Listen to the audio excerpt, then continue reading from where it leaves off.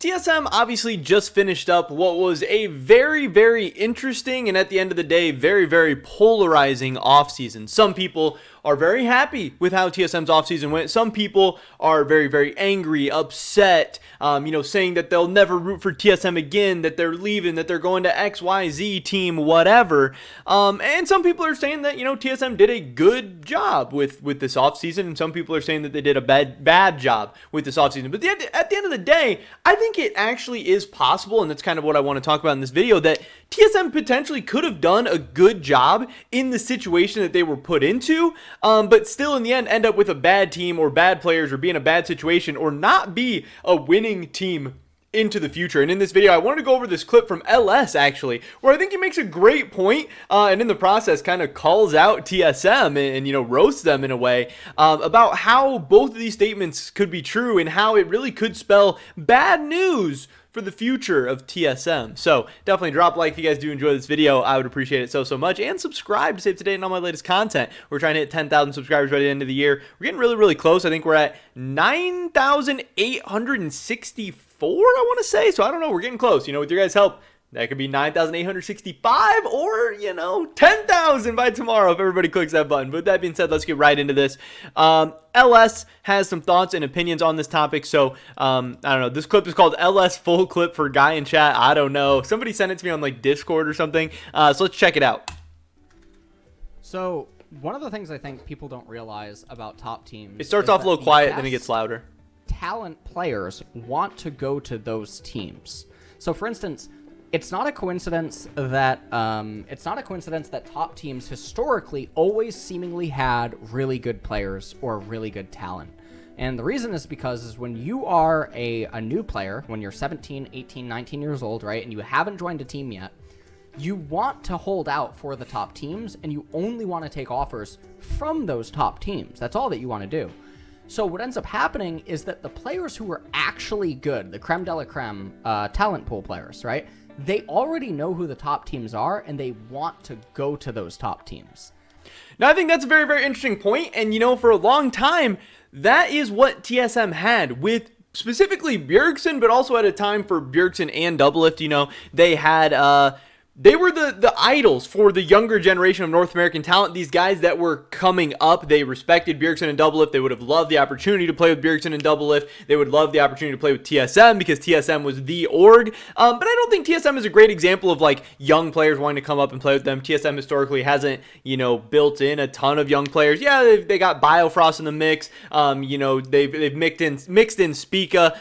They were able to get a bunch of good guys in Academy, like a Blaze Olive, Johnson, Tactical, Treats, these kind of guys, but was that because of Bjergsen Doublelift? Maybe, but TSM was consistently getting a lot of really, really good young players that it doesn't seem like they've gotten as many of over the last couple of years. But what TSM was able to do by having a great reputation, globally, and having Bjergsen Doublelift, these really, really respected guys, it helped them, go get other talent. They were able to bring in Yellowstar. They were able to bring in, Sven and Mithy. They were able to bring in even guys like Sven Skaren and stuff like that over to the team, and consistently get high-level players. So TSM was able to be a really, really good team over the course of many, many years in the LCS. But then obviously, at some point, things did change for them.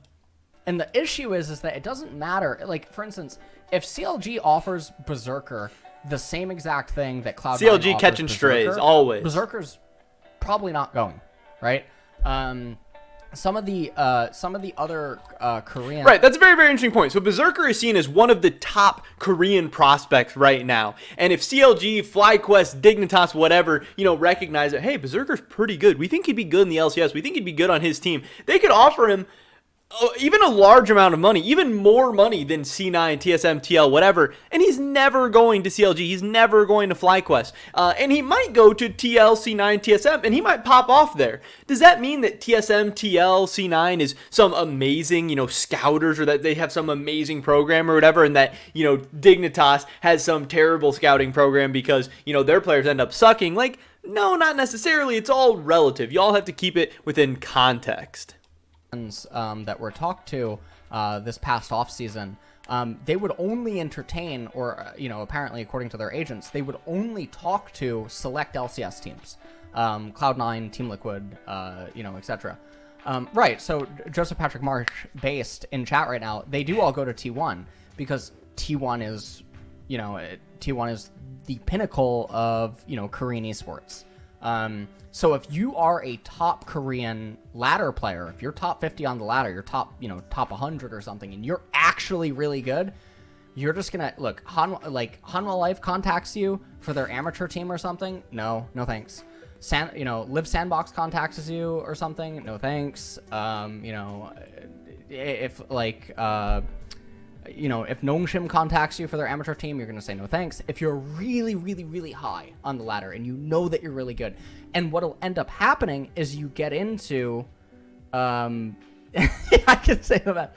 You wait, you hold out for the T1 or the Dom 1 or... So yeah, he's kind of saying the same idea, that I said about, CLG and Cloud9 and the LCS. And you kind of have this self-fulfilling prophecy that like the top teams consistently get the top talent, so they look better, so then they get more top talent, and then they get praise, and then that helps build their brand, it helps build their reputation, all that stuff. So how does this tie back into TSM is obviously what you're all wondering, so we'll skip ahead to that part and let LS explain a little bit there of what's potentially going on with TSM right now, what potentially happened with them this offseason, and what potentially, again, might be in store for TSM in the future. Examples. So very rarely does this happen. Now, what I will also point to is that when these esports orgs lose their allure, you notice really quickly that top talent stop joining. So, for instance, look at maybe, I don't know, I look at TSM right now. TSM has really lost the allure.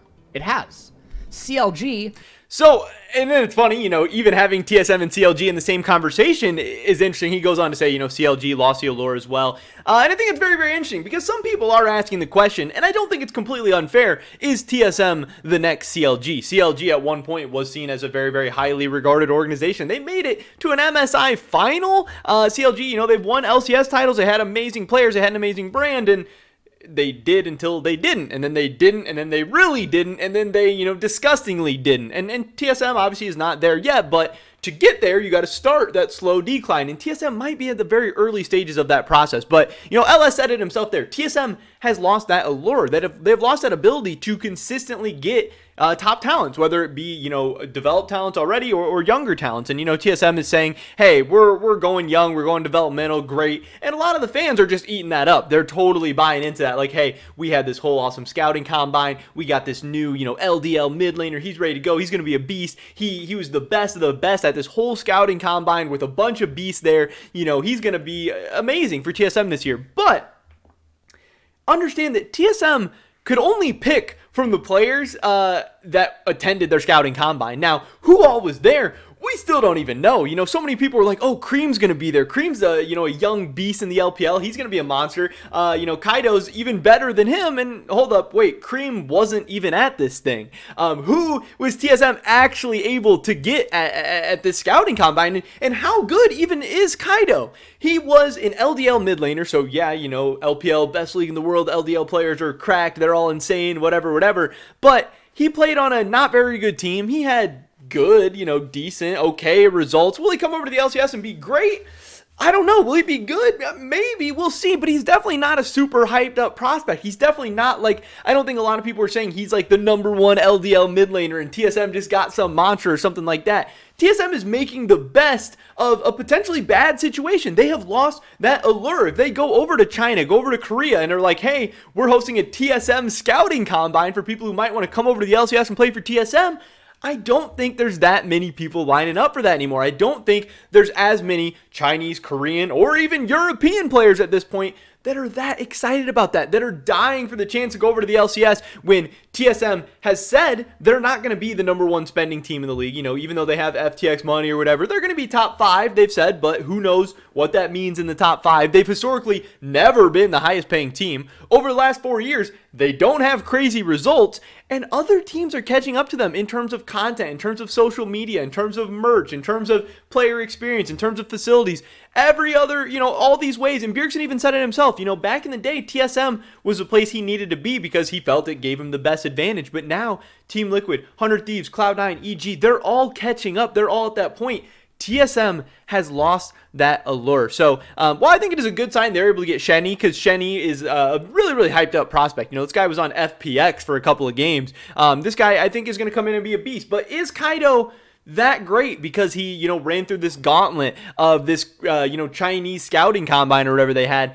I don't think so necessarily. Just because he was the best player here, just because they think he's going to be the best player from here, you know, is TSM even able to get top LDL players or top Chinese players or top any players around the world to even show up to a scouting combine of theirs at this point? I think at this point, yes, they still have a strong pull around the world. But again, that pull is not what it was in 2014, 15, 16, 17, 18. You know, it's getting less and less and less and less and less. So I think it's very, very interesting. I think it was great that LS brought up this point about, you know, scouting and being able to find top talent consistently and how much your brand, reputation, and everything matters. And TSM's results over the last couple of years have hurt that. Losing Doublelift has hurt that. Reggie Drama has hurt that. Losing Bjergsen has hurt that.